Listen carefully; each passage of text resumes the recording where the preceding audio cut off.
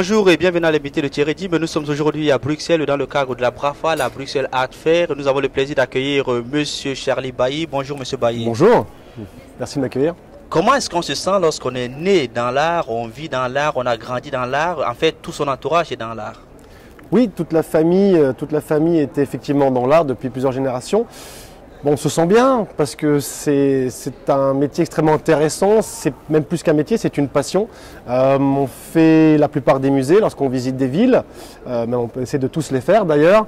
On y retourne, il y a énormément d'années, de périodes je dirais. On a la sculpture, la peinture, on a l'argenterie, on a le meuble. Donc ça donne un large choix pour ce qui va nous attirer plus ou moins lorsqu'on grandit, lorsqu'on mûrit.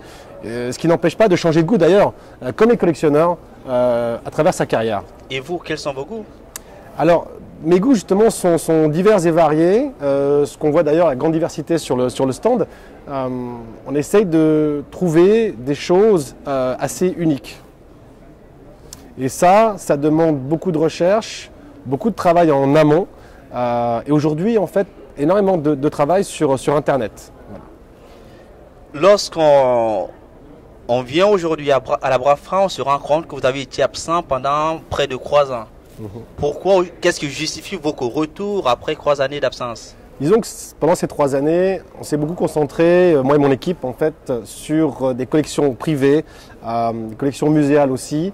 Mais après avoir aidé en fait ces personnes, il était aussi important que je revienne avec la marchandise assez rare et importante.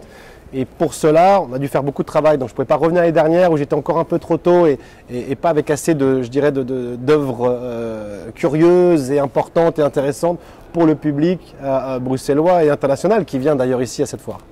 Alors pour ceux qui vont peut-être visiter la foire, quelle serait la pièce à visiter? Alors, la pièce sur mon stand, c'est évidemment le Marc Chagall, qui est une pièce qui date à peu près vers 1954-58, qui est une pièce importante où on voit, je dirais, Chagall représenté sous les formes d'un coq, hein, c'est toutes ces allégories, sa femme Bella représentée en mariée, et puis le poisson en fait qui est le symbole de son père, qui était marchand de harengs à Vitebsk, aujourd'hui la Biélorussie. Voilà. Alors, quand on fait par exemple le tour de la galerie, on se rend quand même compte que vous êtes dans l'antique, vous avez des pièces antiques, des pièces modernes, des pièces contemporaines.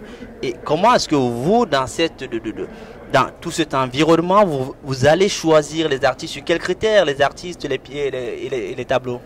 Oui, on choisit un peu, je dirais, comme parfois on choisit sa moitié, c'est vraiment en fait un coup de cœur pour la pièce elle-même, de manière esthétique. Après vient effectivement les connaissances qu'on a de l'histoire de l'art, des autres œuvres de l'artiste que l'on connaît, qu'on a lues dans les livres, qu'on a vues dans les musées, dans les institutions ou si on a la chance dans certaines grandes collections. On se base sur ces critères-là, critères de condition aussi, l'œuvre doit être dans la meilleure condition possible. Et puis pour les œuvres antiques, vous en parlez, ça c'est extrêmement important. Il faut se concentrer sur la provenance, la recherche en fait de provenance, que les œuvres soient bien sorties du pays d'origine il y a assez longtemps.